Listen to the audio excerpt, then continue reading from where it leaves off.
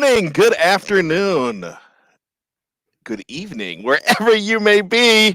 You're celebrating the Steelers right now and their 16-10 victory over the Cincinnati Bengals, which was not a pretty one, but it got the job done. So really, you're where you need to be right now. You're at 6-5 if you're the Pittsburgh Steelers, and you are back to sixth place in the conference. A lot of sixes because it's your sixth win of the season.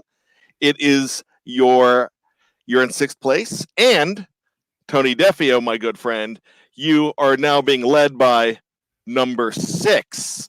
So welcome to the Steelers Hangover, my friends. My name is Bryan Anthony Davis. Thanks for joining me 24 hours or so after the Steelers' big victory. And Tony Defeo, welcome aboard, my friend.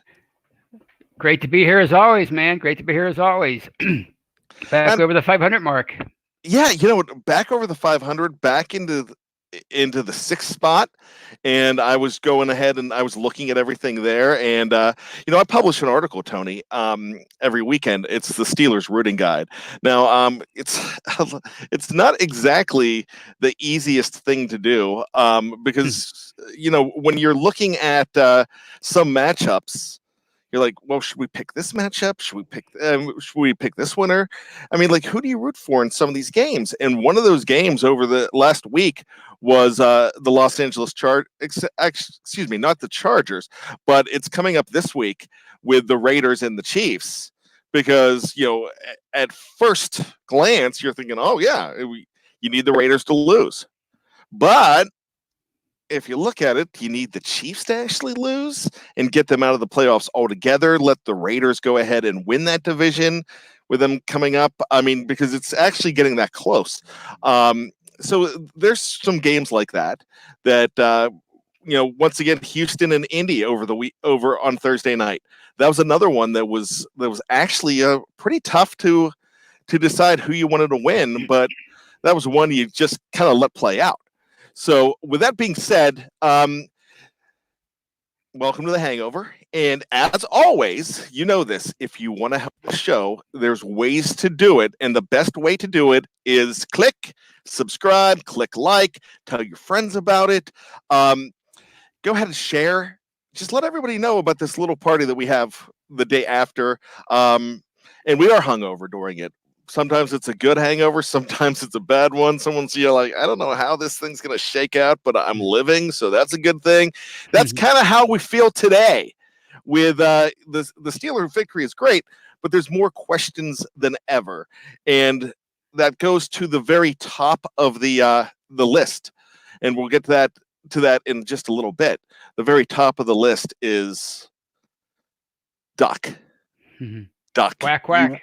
Guys, you wanted duck season. It is here. Duck season is here. But here's the big question. Can it last? Can it sustain until January? That's one thing we got to talk about, and go ahead and look at the actual quality of the play in that game. So there's lots of big things happening. Turkey Day's coming up. We've got a big game on Thanksgiving Day, Tony, as well, and we'll talk about that. Actually, let's talk about it right now. You and I, we have no format. We just like to go ahead and run with it. Off the cuff. So, you know what? Okay, there's 3 games this weekend. Chicago, Detroit. You're just hoping not to fall asleep during that game. Yeah. Then the big one for us is Buffalo, coming off of a win against Dallas, coming off of a tough, maybe a little bit of controversial loss in that game to New England. They are at home. That could be a very big game for the Pittsburgh Steelers. So if you're a Steeler fan, you're really going to go ahead and take a peek at that one. If you love football and you want to go ahead and watch New Orleans and Atlanta in the evening and your Thanksgiving day is over, that's not really that bad of a game, because actually Atlanta's coming on and New Orleans is a fantastic team. But what we really want to talk about, let's talk about that game just really fast. The reason you want Buffalo to lose badly, you're 2 games behind them. You have them coming up December 15th. And I preface this, and when we publish these articles, there's always some guy or some commenter that says, well, the Steelers just have to take care of their business. And we doesn't get work it. that way. But it doesn't always work that way. We understand. We've seen them take care of their business, and Ryan Suckup hit a field goal all the way to the right and blow it for them. So, you do got to look at other games at times. So that's something that we have to do. So with Buffalo coming up on the 15th, and the Steelers hopefully taking care of business, they have New England again. They could lose some games. So this game against Dallas, I know it's sacrilegious, especially to some of the older Steeler fans from the 70s that just abhor the Dallas Cowboys. One of my buddies was sitting with me last night, and I was saying, during the game actually, and I said to him, I'm like, what do you think, Mike? If you took one team from the NFC that you hate the most, who would it be? And I knew he was going to say Dallas, because for me, I think it's Philadelphia. What about you, Tony? What do you think? Well, actually, I like the Cowboys. I always have. So I have no problem rooting for them this Thursday. I know it's going to make me sound like a jerk, but a lot of people think that about me anyway. So this week I can root for them without any guilt. So. All right. Look at this. Dennis Sheridan, 70s. What about the 50s and 60s like me? Dennis, were you really? I know you were rooting for the Steelers, but were there any bad guys? I mean, everyone was beating our butts. Did they have any rivals back then? Maybe the Browns, but they were laughing at us, I think. And Dennis, you don't look that old, and I'm not trying to flatter you because you already like me. But with that being said, I want to know who the main rivals were back in the 50s and 60s. I guess maybe it was. Maybe that's. I don't really know who that would be. Well, the Browns. But Dennis. Oh yeah, I guess the Browns were the bad. That's where that rivalry kept on going. So I bet you that's his answer. But Dennis, hit us back on that. I'd like to know about that. But with that being said, so yeah, go ahead. I'll be cheering on the Cowboys with no problem this week.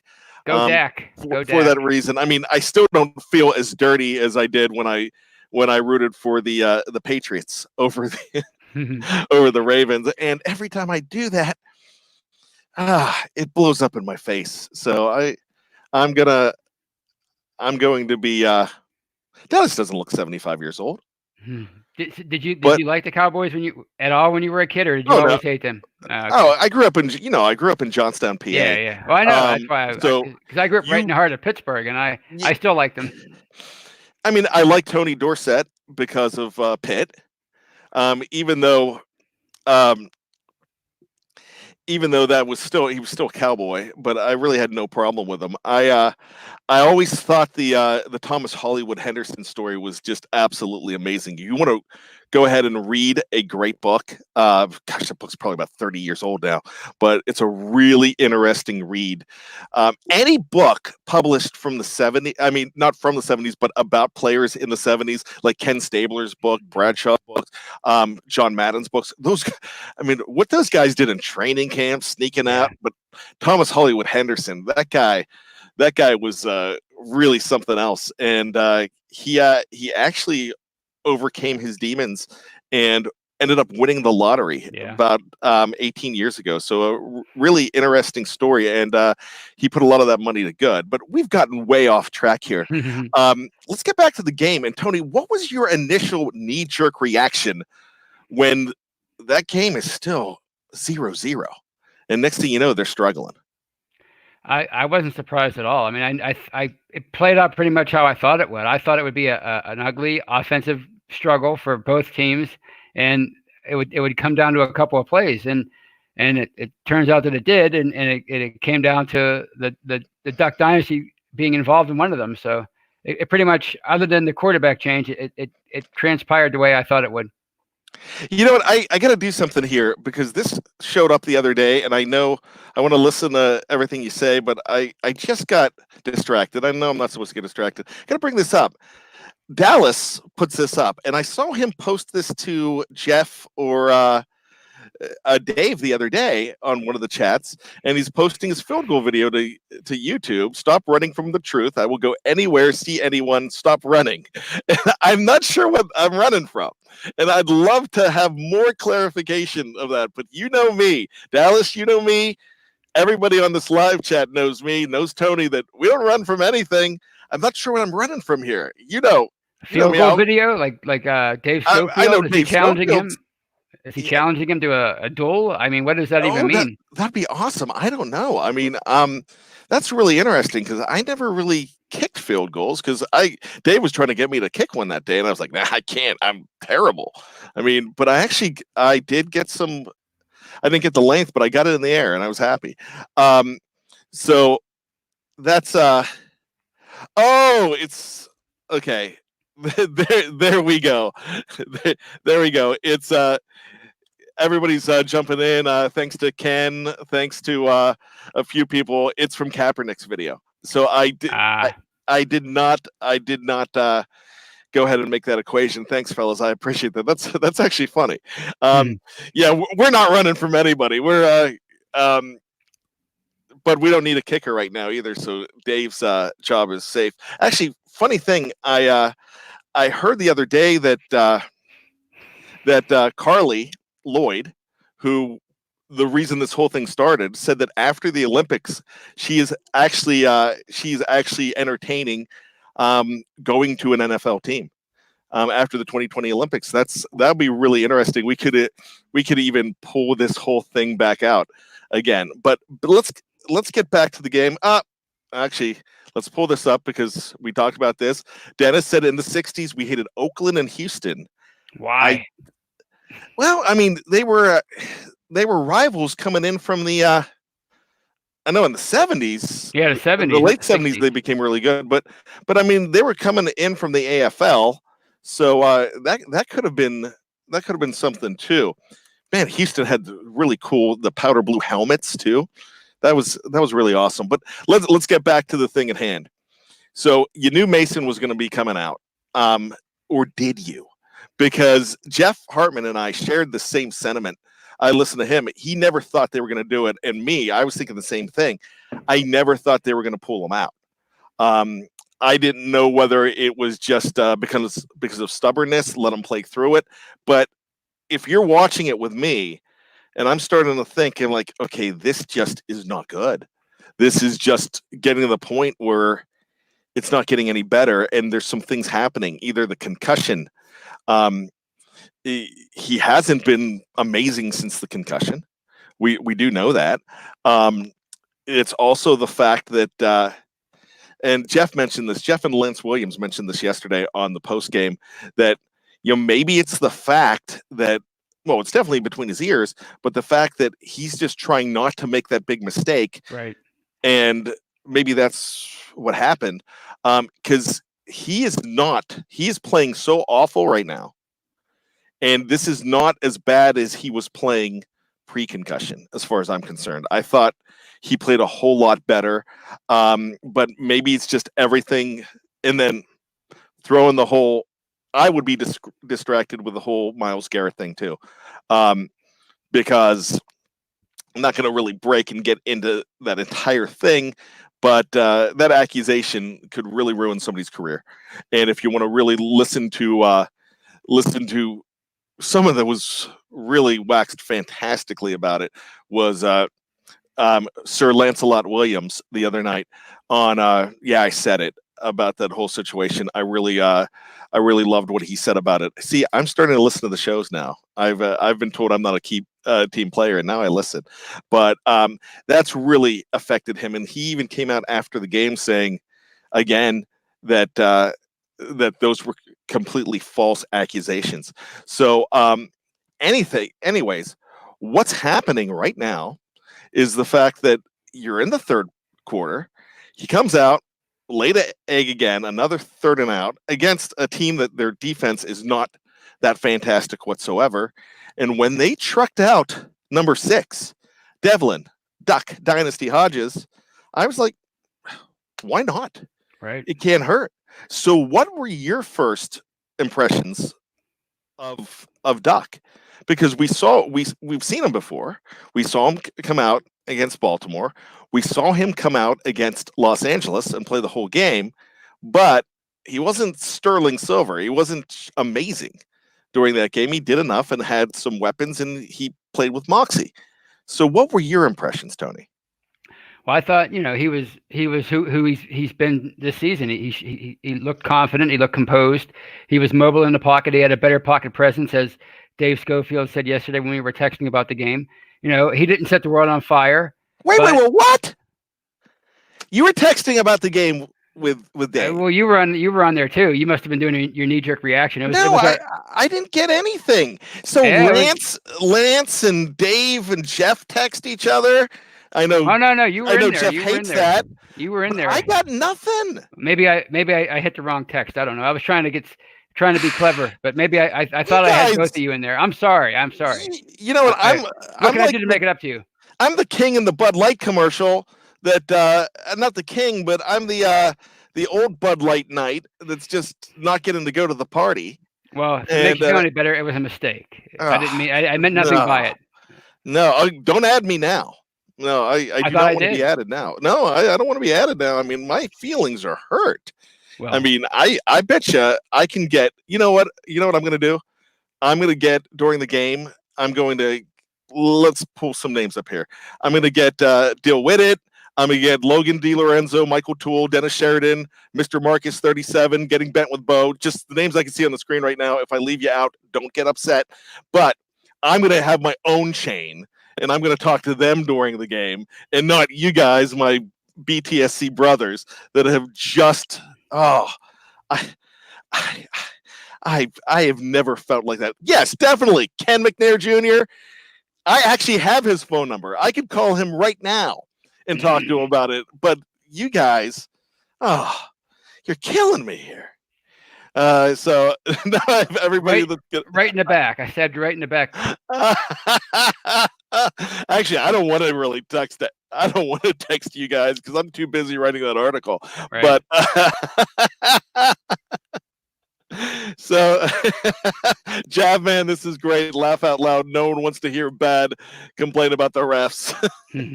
Do I do that a lot? Yeah, I guess I do. Well, it's hard not to this year or any year. Actually, you would be. I'm pretty low key. Actually, watching the games, I get excited, but I'm actually.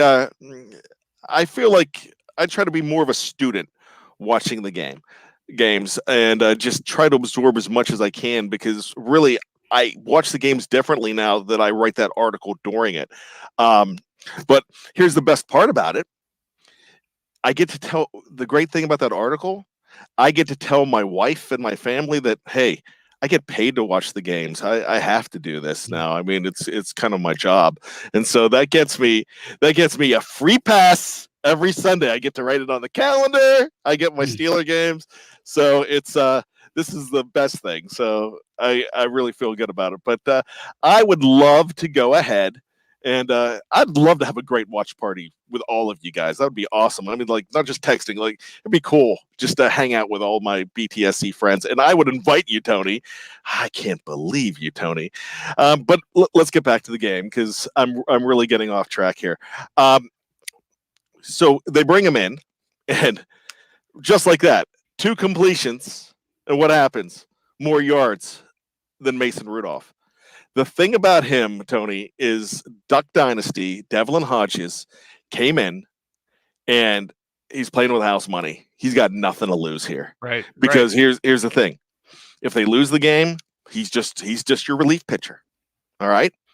If they win the game, look what he's got. He's got a starting job. And I know they haven't named a starter, but come on, everybody knows that you're not going to go ahead, especially against Cleveland. You're not going to put Mason back in that situation right away. And so here's the thing for the organization. I was thinking about this even last week. I was thinking, why not bring him in at this point? Because you have nothing to lose. You either one, he does well, goes crazy, and he leads you towards the playoffs, or 2, he's everything that we thought he was. He not ready for prime time, and you're like, hey, we gave it a shot. So that's pretty much what's going to happen here. But the third thing now too is you're keeping Mason Rudolph out of that Cleveland game too. So the big thing is this is a huge audition right now for Devlin Hodges. Okay. So he gets an opportunity, Tony, to go ahead and win the job. This is preseason game number 3 for Devlin Hodges, is what it is. He can win the game win the job for the rest of the season, and we're going to know who really has the job, barring injury, if he goes ahead and starts in Arizona in week 14. So that's really what we're looking at here. Plenty of folks. We've got 123 in the live chat, Tony, right now. Why don't you tell them, do me a favor, tell our friends what they want to do if they want to go ahead and ask a question in super chat form and exactly what they need to do. They need to donate money, right? Is that how it works? Yeah, you have that little dollar sign down at the bottom, and if you want to go ahead to get to the top of the line, see, I don't have that. Ahead. So, well, no, I don't either right now. But I did it during the game yesterday, and something's actually happening right now where YouTube's giving out free live chats if you've done it so many times. I'm like, I'll do it, and then I had to pay for it. So, but anyways, so if you do want to go get to the top of the queue, that'd be fantastic. That's how we get contests and do stuff like jersey giveaways and T-shirt giveaways and the David DeCastro signed ball and stuff like that. So feel free to go ahead, and if you do want to go ahead and support the show that way, you can. But remember, subscribe and like to our YouTube channel is the big way to go ahead and do it. So the big question here right now, Tony. Let me preface this with 5 for 11. All right. Duck Hodges was 5 for 11. He led them to a win. And we know it was a 2 a.m. type win. But can he sustain this? Can Duck season go all the way to January? What are your thoughts? Honestly, I don't know at this point. I think when you have 2 young, inexperienced, unproven guys like this, I think it's a week-to-week thing, quite honestly. I mean, he did okay in LA against the Chargers, but it was more like a game manager thing. He did a lot of dump offs to the running backs. James Conner had a nice game and Benny Snell that day. So what I think, what you're going to see, just like any other position with 2 young guys, you're going to see a week-to-week thing. If Duck Hodges comes in there next week and has a decent game, then he has to be your starter the following week. But if he struggles, even if they win, I think you have to keep reevaluating the position each and every week. And by the way, this does not write off Mason Rudolph forever. I know a lot of people want to do that already. They want to say, "Oh, we watched him for 9 games. That's it. He doesn't have what it takes to play the toughest position in team sports, so we're done with him." No, we're not saying that at all. What we're saying is, to win this game this week, I think Devlin Hodges is the best answer. He's the guy you have to put in there to try to win this game. It's a big game. This is a critical game for them. So you don't want Mason Rudolph in there after everything that's happened, all the distractions. He's going to be asked about that all week, and you don't want your young, struggling quarterback to have to deal with that and get ready for a game against your AFC North rival. So can he sustain it to the end of the year? I don't know. But I think he's definitely, meaning Devlin Hodges, he is the answer for this week. He's their best chance to win. Yeah, I really think he is. I'm going to bring this up quick, just to bring this up here. Steel 58, that's his comment. Steelers, bring Cap in for a workout, please. Hey, if you want to listen to a fantastic that question was on the post game yesterday. Go back and listen to that show. I love how Jeff and Lance went ahead and talked about that. Talked about where how he would help and would not help the team at this point. That's all I'm really going to say about it. But if you really want to go ahead and listen to that, check that show out yesterday. If you didn't hear it, it was a great show, and I really liked the way they talked about the whole Cap situation because, hey, that's out there. Snowman asked, do you think the Steelers will make a change at left tackle? Because Big Al has been playing like small Al. Not been his best year. Not been a good year for him. You know what? Here's what I'm hoping here. And I'm hoping that he's just having a Boswell year. But we've seen some signs of brilliance out of him this year. But, man, it's been a rough season for Big Al. I just really, at this point, I think you need to go ahead and ride with him. And the reason you need to go ahead and ride with this guy, Snowman, is just for the fact that who else are you putting at left tackle right now? Shooks. Shooks was – here's the thing about Shooks. Why didn't you see Shooks yesterday? He was on the inactive list. That's a good point. Yeah, I mean, they're seeing nothing out of him right now. And he's definitely on the inactive list. So, I really don't think that there's a good alternative right now. Because here's the thing with Zach Banner. Anybody could see Zach Banner, but Zach Banner, when they needed another right tackle, it was Chooks because Zach has his own position. And I don't even know if that's working anymore. And if you want to hear someone that really it sticks in the craw of Dave Schofield, the fact that they basically advertise what they're doing when they go ahead and bring this guy in. At least they passed it yesterday for a change. I guess they were trying to mix it up. Yeah, I'd like to see them do that more. If Duck shows more than Mason the next 5 games, should Steelers consider shopping Mason for picks, given how little picks Steelers have? You know what? I'm going to say yes, Tony. The reason being because you expect to go ahead and have Ben Roethlisberger back next year, even though you don't know. You can't really see the crystal ball, but I mean, I still have that gut feeling that he's playing next year.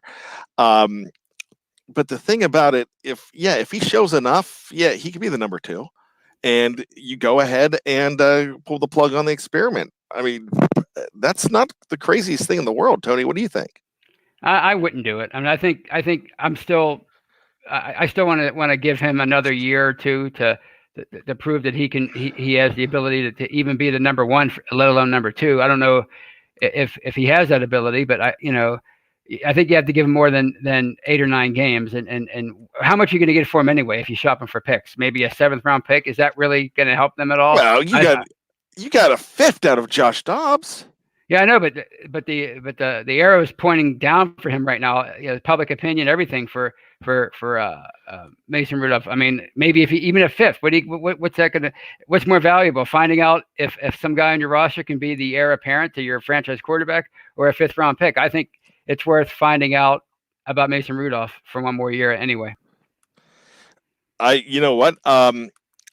That's not a bad problem to have, and we're going to worry about it then. But I mean, I hope that's a problem that you have, the fact that you still have, and I get what you're saying, but that's a great problem. If you end up having Duck finish the year well, getting him to the playoffs, and maybe he could be your number 2, and then you have maybe trade bait, or you have a chance to go ahead and give Mason the opportunity to win his job back. And because really, this is a rookie year. I know it's not his rookie year, but didn't play a game last year. So, that's all I can say about that. But I'm actually going to bring this up because this never happens. Someone's saying the words, "I agree with Tony." I don't think they'd get anything for Rudolph, maybe a 5th or 6th. I agree with Tony. Rudolph's upside is worth more than a crappy late pick. You know what? I can't disagree with that. So there you go. But Steel 58. He's going to give us a warm 6-pack of Old Milwaukee for Rudolph. Well, you know what? Here, I'm just going to say this. This is welcome to the 80s. Welcome to what Bryan and I had to deal with growing up as kids. For those of you who are too young to remember what life was like before Big Ben, you're going to be seeing a lot of this. Maybe 2 weeks from now, trade Devlin Hodges for a 6-pack. That's just how it is now. You have all these unproven quarterbacks, and you're trying to find out if they can provide a spark. And the chances are probably not, because you're not going to replace a Hall of Fame quarterback with with a third-round pick or a undrafted free agent out from Stanford. It's just not going to happen. So get used to it. This is what we're going to have from now on. Once Big Ben retires. Okay, I'm going to throw out some names. Mike Krusick. Okay. Mark Malone. Scott Campbell. Do you even remember Scott Campbell? I do, and he was Duck Hodges back then. Put him in, see what he can do. He was an actual draft pick, but you had like 12,000 draft picks back then. Yeah. Actually 12 rounds, but he was from Purdue.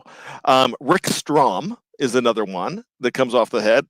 Walter Bubby Brister, one of my all-time favorites. Another very fun number 6.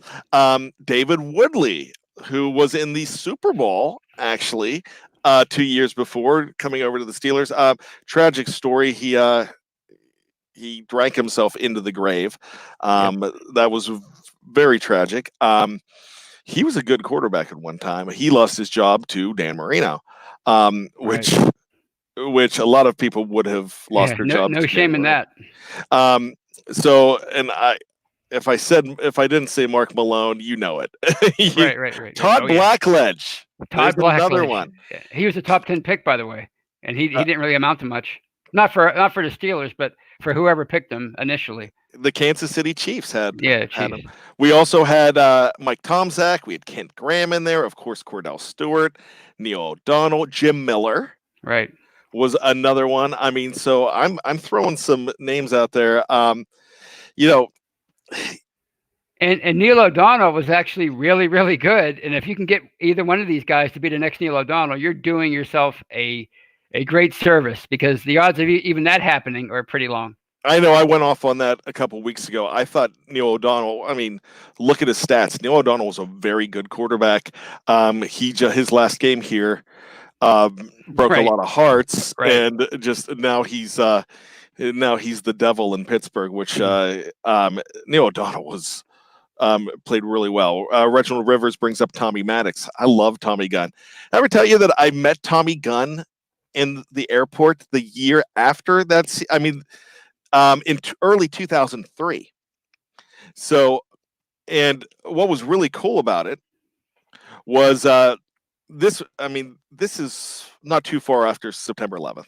And I was on a business trip with a couple buddies, and we were in business suits, and my buddy nudges me. He's like, "Hey, look over at," and we're going through TSA, and so they're checking our bags. This is when they first made you take off your shoes. Mm-hmm.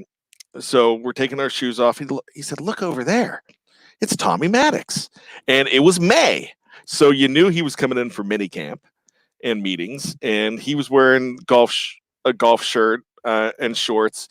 And he's like, "Hey, should we go over and talk to him?" I'm like, "Let's not bug the guy." Mm-hmm. And he said, "Oh man," I said, "I tell you what." So we got through, and he got through right at the same time, but and this was in Pittsburgh. This was about, we were about 2 or 3 rows apart. And so I just yelled over to him. I'm like, "Hey, Tommy, we love you here in Pittsburgh." And I kept walking. He made a beeline to us. He just he didn't really run, but he came straight over to us. And he's like, "Hey guys, where you from?" And I said, "Well, right now I'm a Johnstown kid, but I'm living in Clarksburg, West Virginia right now." And my other buddies, and we didn't ask him for autographs or anything like that. We just wanted, he shook our hand. That's pretty cool. And that was just awesome. And this was after his big season. And so it was just really cool. And I'll never forget that. So I used to send out 8x10s to Steelers, and I got a lot back over the years, and big names I got back over the years too. Some I didn't, but I sent one to him, and I wrote a note to him, and I mentioned that experience, and he sent me a cool autograph back with not a paragraph, but like a couple lines, and it was really cool. I have a soft spot in my heart for that 2002 season. Me too. And I Tommy Gunn. Great season. Yeah. And there was a lot going on in my life at that time. And Tommy Maddox, you can say what you want about him, but that season kind of took me out of a little bit of a funk. And isn't that what because sports is all about? Stuff like and that that? Yeah. that's what those are the memories. Thank you for saying that, Tony. Yeah, it really is. That's really what it's all about.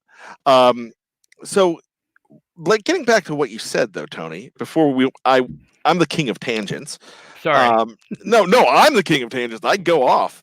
Um, so the thing about it, you really sparked me when you said, "Look, we're spoiled, and we know Yeah. we're spoiled," and because not many teams can talk about two Hall of Fame quarterbacks. Are the Patriots talking about two Hall of Fame quarterbacks? No. I mean, if you want to wax poetically about Steve Grogan, who's not a Hall of Fame quarterback, Drew or Bledsoe was pretty good, yeah, but but not he, Hall of Fame. he didn't give you the ring. He didn't, Right. So, I mean, we could talk about how great Mr. Third and Fifth AB was, but here's the thing: didn't give you the ring. Right. So that's what I'm saying. You're absolutely right. There's going to be some down seasons. You're not going to be like the Colts and go ahead and have that one bad season and pick Andrew Luck, but Andrew Right. Luck didn't give them a ring either. Right. But that's still I don't think Andrew Luck would have given them a ring if he didn't retire and if he stayed with it and he was okay to do it. I just don't think that would have happened. I thought he was a good quarterback.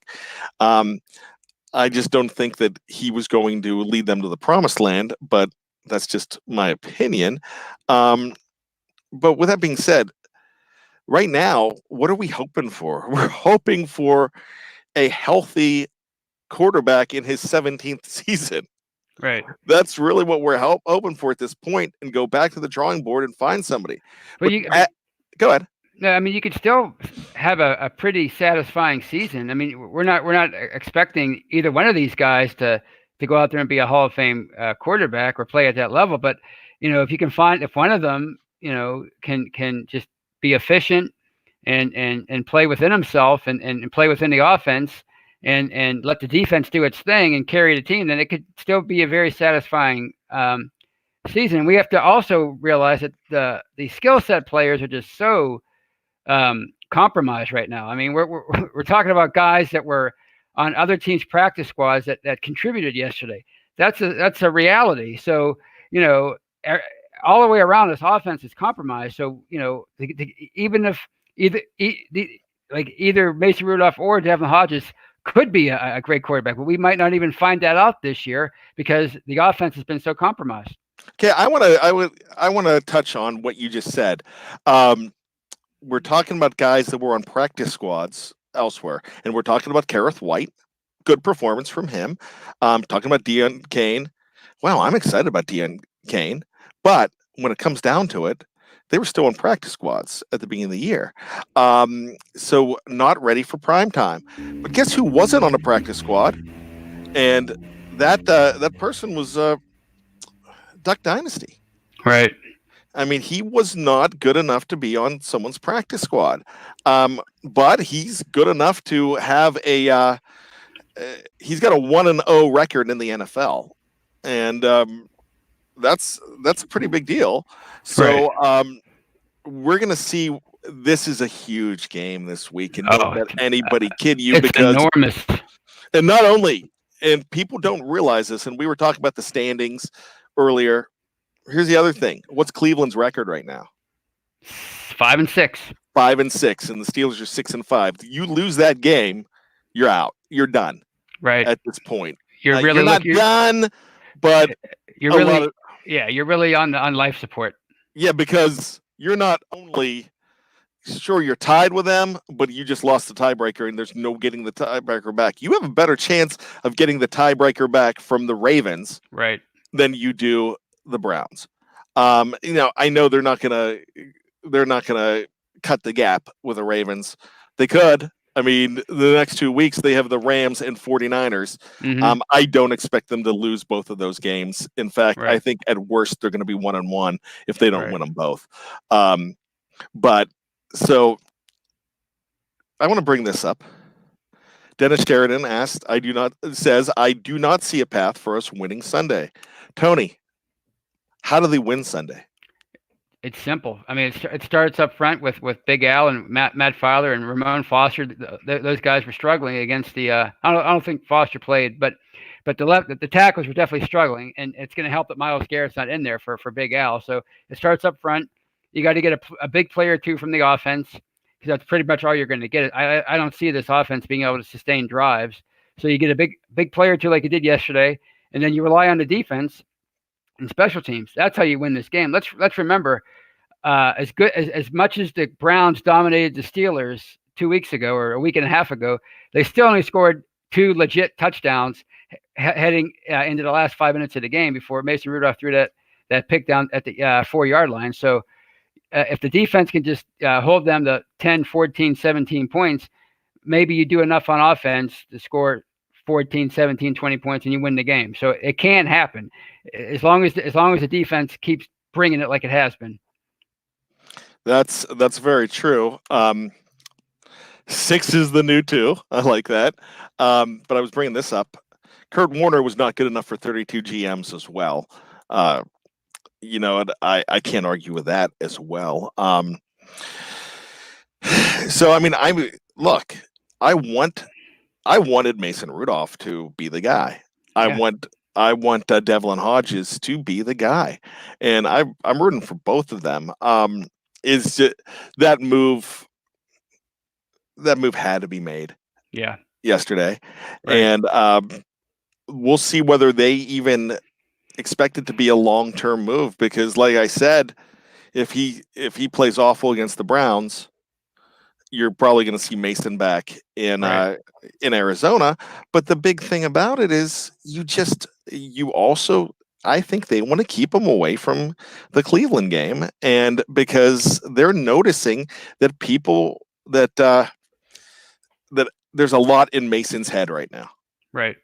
He has a lot to deal with for a young guy like that, trying to make it as a starting quarterback in his first season as a starter. They have to deal with all that too.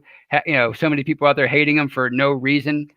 That's a lot to deal with. So, it's best if Mike Tomlin keeps him out of that game and puts in Duck Hodges, who has that aw shucks kind of demeanor, that little swagger that maybe can get him through a game or two, or maybe more than that. We'll see. So here's an answer. Andres Ross A asks, and I don't know the answer to this because I really wasn't paying attention to that game. Who replaced Myles Garrett? Who is that? That's a good question. That's something I should have been more prepared to know. So if somebody knows that, I don't know. And another thing that I was thinking of when we were talking about all of that, look, you were mentioning how bad Cleveland was against Pittsburgh. They were really bad too. Any team could have beaten them that day.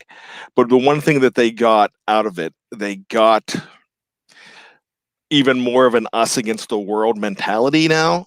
And that showed against Cleveland. Against Miami. They destroyed Miami. However, we'll see what happens when these teams, this is going to be, I hate to break out the old, I'm not even going to give credit to Jim Ross, because it's actually not Jim Ross's line. I'm going to give credit to Paul McGuire. He used slobber knocker first, and this is going to be an absolute slobber knocker. But you mentioned some guys earlier, Tony. I really liked what Deion Kane can do. I like what Kareth White can do, and I would actually consider keeping them in there along with Benny Snell. This is what I think, because I was asking you, what will it take to beat Cleveland? I think it takes going ahead and not bringing back, but hopefully having a healthy James Conner and a healthy Juju Smith-Schuster, and them being the leaders that they're supposed to be, and strap the teams onto their back. And that's really what they can do with a guy like Duck Hodges in there too. The formula was a lot of passes in the backfield against the Los Angeles Chargers. That worked quite a bit, and it helped open some things up. So we need to see I don't know who all is going to be in at running back, but I'd love to see the speed of Kareth White. in there more. I'd like to see what he can get. I mean, Willie Parker was in that same type of situation at one time. So I'd like to see what he could do and see if he is for real, because we've seen it happen. So, I mean, but I want to see Jalen Samuels as a third down back or as a backfield option. I'd really like to see James Conner back, and I would assume that I kind of think he's going to be back this week. That would be huge. Andres Ross A says we will win if we have Juju and Conner back. I think it'd be really good to have those guys back in there. But I love this. Mateo Cecilia. Put Jalen in slot and have him play more receiver. That'll be another weapon. Hey, we've seen him do that before. He could do that. Swiss Army knife. He's very versatile. Probably the most versatile guy they have on offense. So that could be an answer to finding some mismatches down, with the linebackers and safeties. The 4TL Music Group says, "Man, bad if he can catch with those burners." Oh my gosh, if Kareth White could catch the ball, I mean, and we haven't really seen it. I mean, I don't know, but if he can catch out of the backfield, wow, he will be. I mean, he could be something there. And Deion Kane, I want to look. There's no reason not to keep Deion Kane around, because who are your wide receivers? It's Juju, it's Deontay Johnson, and it's James Washington, who I thought both of them. I thought Deontay had a really good game yesterday. I thought James Washington had a very good game. The stiff arm. Let's see if I can see my camera there. That's not quite Vanimal, who has completely disappeared. That's not quite Vance McDonald from week 3 in 2018, but that was a pretty good stiff arm. And then BW Webb just like toppled. It was Vanimal Light. Vanimal Light. So, I mean, there's so many things that need to happen in this game. This is, somebody mentioned in the live chat, I'm not sure who it was, but mentioned they need a signature game. The defense is giving you everything they can. I looked at the defensive standings. They're number 2 in sacks. They're the number 5 points per game defense in the National Football League. We didn't dream about that in week 3. We didn't even dream about that. No, they couldn't hold leads back then. Yeah, no, I mean, that's so if you could erase week 1, 2, and 3, they're probably the number 1 defense in the league. Maybe New England. I mean, New England's just not giving up any points, but right. you get rid of those first 3 games. It would be amazing. This defense has found themselves. Oh yeah. And it saved the season. It saved their season, without a doubt. Yeah. And it goes, and we're talking a bunch about Minkah. And I got my jersey. It showed up the other day, so I'm really happy about that. This is not an old Willie Parker jersey, I promise. But we're talking about Minkah, but the guy that doesn't get credit, and I think I brought it up a few times, Vince Williams. When Vince Williams came back, you know what happened? They started stopping the run. Right. They weren't stopping the run against San Francisco. But when Vinny Vici came back against the Baltimore Ravens, they stopped the Ravens' run better than anybody has this year. Yeah. I think at this point, Mark Barron's kind of a liability. I think you see it every game except for his old team, the Rams. But he had a nice sack. He had a brutal sack yesterday. It was nice. Yeah, he's not the guy. And I mean, in pass coverage, I should say he's a liability in pass coverage, which he was brought here for. But he struggled with that last year. I guess that's one of the reasons why they didn't bring him back. But that's where he's really a liability in pass coverage. I'll bring this up. Not an old Willie Parker jersey, just a cheap Chinese jersey. That's a swoosh, I see. I mean, but yeah, okay. At least spell it with the IE. Yeah. Maybe that's why. Maybe that's why it's a knockoff. Maybe it is spelled with the Y. I don't know. I haven't seen the back of it yet. So now here's the big question to you. Well, let's bring this up first. This will lead into my question. Bad and Tony from Dante Harris. Can we just say it? Duck is a better quarterback than Mason. I feel like that's where we are and what the narrative should be. What are you basing that on, though? Because he didn't set the world on fire against the Chargers. He played decent, but like you said, so did Mason Rudolph up until the concussion. So what are we basing it on as far as Duck? Yeah, I don't think he's a better quarterback yet. I think he's a more poised quarterback at this point. Right. He's got nothing to lose. He's got moxie. He's got swagger, and he's going to. He's the fit right now. He's the guy that they definitely need right now to step up. Option. And if he can, he's the best option for week 12, which was yesterday, and week 13, which is coming up. So, Mason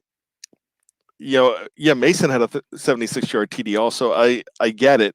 And we could go back and forth, and we are forgetting that 5 for 11. I mean, he wasn't pretty in that game. Right. But he got the job done. So, and I'm Dennis Sheridan. I like this, so I'm going to bring this up. He's decisive. Mason is indecisive. I don't think Mason was as indecisive BC before concussion. Right. And not only that, and I've complained about the coach's handling, Randy Fichtner's handling of him. It's almost like I feel like he's doing everything he can to please this guy, and it's like I picture him just walking past him in the hallway, and Fichtner walking past Rudolph. I'm sure that hasn't happened, but I mean that's just what I picture. It's just like because he's Ben's guy, and Ben is his guy, so that's just what I picture in my head. But I'm not saying I'm right or wrong. All I know is that. And Andres Ross can say it here. Duck trucked a DB yesterday, and that was epic. That was legendary. Guts. He is a fighter, and Fortio Music Group. I'm not going to read this whole thing. Well, I guess I can I should for anybody that is listening and not watching. Bad, I'm no coach, but Mason just doesn't have it, man. He doesn't even have Tom Brady's 6th-round pick motor. We should lick our wounds. Yeah, I mean, I'm all for that, and I understand that. I'm hoping that this is the move that does it, and I'm hoping Duck is this guy. But the question and the name of the show, the title of the show is, can Duck season last all the way into January? And that's the question we've got to ask ourselves. So I'm going to ask you in the live chat. I just want yeses or nos. Let's see what we get. Can it last? Can they go to the playoffs with this guy? And that's the question. So that's what I'm going to ask from you. Yes or no? Can it extend all the way to January? 4TL says yes. Tony, can it sustain? I'm just I can't say yes at this point because I just don't. This offense is just so anemic right now. I'm just gonna say for now. I'm just gonna say no. Show me next week, and then we'll get back to it. I'm not letting you do that. No, because here's the question. I mean, you're not on the preview, so I can ask you. I won't make my pick. What's your pick then? For this game? Who are you picking in this game? I'm going to pick another ugly game, and I'm going to say Steelers by a field goal. Okay. 17-14. So if that's your pick, that means that he's good enough to beat a surging Browns team. And with that being a tough game, with the schedule coming up, with the Bills, who I don't believe in, with the Cardinals, then the Jets. I'm missing.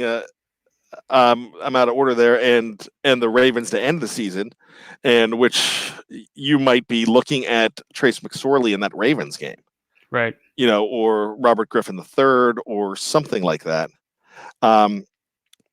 So, I'm going to say yes. I'm going to say that he's the best option. I'm hoping so. I'm going to say that he could win this weekend. And right now, in November, in late November of 2019, he is the best bet. Now, in training camp, let him battle. Right. And you might see a different guy. You might see a Chris Boswell type situation too, Right. where you're like, you challenged me. All right, I'm going to show. All bets are off. I'm going to show you that I'm the guy. And no one's complaining about Boswell. No one's complaining about Barry. So there are some tough games coming up too, even though the records aren't great. Because 4TL says, I think the trap game for the Steelers are the Cards. There are no trap games for the Steelers anymore. Their offense isn't good enough for them to have trap games. They're not supposed to beat anybody at this point. I think every game's going to be a struggle, and that doesn't mean they can't win these games. They can win, but they're not. They're just so deficient on offense, and their defense is so dominant. You just have to hope that each game unfolds the way yesterday's did, and the way the Rams and the Colts and all those kind of games. So there's no trap games from them anymore. Not this year. So with that being said, we're going to go ahead and wrap things up here, Tony. What are your final thoughts? I'm fired up. This is one of the most fired up I've been all season, I think. I'm just really excited. This has been so much fun for me to watch this team this year do what it's been doing with all the problems it's had, and I can't wait. This game against the Browns coming up. This is the biggest game between them two. You mentioned Tommy Maddox since that wild card game. This is going to be so much fun, and hopefully it just stays fun. It doesn't get into the ugly realm because we don't need that. I'm just looking forward to this Sunday, and happy Thanksgiving. You mentioned that Browns game. That just made me smile. I mean, that was just natural. I just smiled when you said that because, wow, was that. I watched that not too long ago when I was doing because McMillan and Wife puts all those old games, McMillanandWife.com. Oh, that's amazing. And I was doing that series Throwback Thursday, and I would do an in-depth recap of the game. And I watched that game and I was like, oh, wow, that was something. Like the snow at the end. That was a crazy, crazy game. One of my favorites of all time. I believe 36-33 was the final. Chris Fuamatu Mal. I collapsed on the ground for like a minute. I was so exhausted after that game. It was so much fun. Of course they won. That's what made it fun at the end. But that was just such a treat. And you know what? I had a guy. I was living in West Virginia at the time, and I would go to one of my good friends, Tom Regan, great Steeler fan. I'm going to go ahead and name drop him. And we would go to his house all the time for the games. He wasn't there that day because he was actually at the game. But this was the guy. He wouldn't tell you. He would not tell you if he wasn't going to be at the house because he didn't want you to not show up. So, I mean, you knew you can get in. We'd go in at the time and we'd watch the game. And we had a buddy from Cleveland, that big Browns fan, and he was he called with about 60 seconds left to brag, and we're like, yeah, thank you. And I just got on the phone. I'm like, thank you. You just did it for us.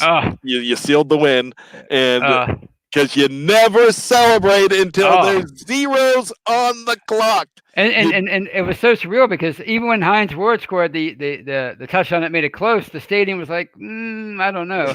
And then what's his name for the Browns dropped that it would have picked up a first down, that pass on third down, and then everybody just knew. You just knew they were going to do it then. You just knew they were going to score a touchdown.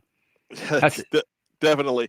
Well, so I want everybody to have a happy Thanksgiving, but before I do that, I want to bring something up near and dear to my heart. And I know NAP 1963 is from the Johnstown area, and we have other people from the Johnstown area. I've got to bring up my Richland Rams from Johnstown, Pennsylvania, Coach Brandon Bailey, and that team, they're in the semifinals. And they had a big win the other day in Chambersburg, Pennsylvania, which I had a chance to go to, and I did not make it.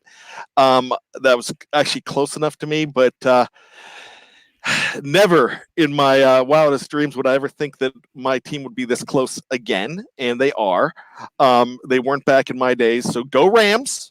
And anybody in the Johnstown area, anybody from Richland, class of 89, and just like go Richland. I would love to see them this weekend, get a ticket to the final, and I will talk about them like crazy because I love my Richland Rams, blue and red. Let's go Rams. So with that being said, another let's go Rams, because Monday Night Football tonight, if you're watching this on Monday, The Los Angeles Rams, Baltimore Ravens. Let's go Rams. Woo! Dun dun dun dun dun dun dun dun dun dun dun dun dun dun dun. Let's go Rams. Okay, with that being said, we still have Here We Go Steelers on our mind. A big game coming up next week. We'll talk about that more on the Steelers preview, which is actually going to be on Friday this week. But don't forget Standard is the Standard. Don't forget the burning question. Don't forget Dave Schofield on Stat Geek. Please don't forget any of them. This is our Steeler community. We love having you around. And if you want to keep us around, all you have to do is hit like, subscribe. It's free to do so. Just be a part of our Steeler family. I love you guys. Tony, happy Thanksgiving. My BTSC Steeler family, happy Thanksgiving. Enjoy the turkey. Don't have too much tryptophan because that's a big game at 4:30, I believe. And let's go Bills at the let's go Cowboys at that point too. So with that being said, my friends, the Steelers won 16-10 yesterday. They are 6-5 in 6th place. And you, my friends, have just been, Tony, say it with me, hung over. Good night.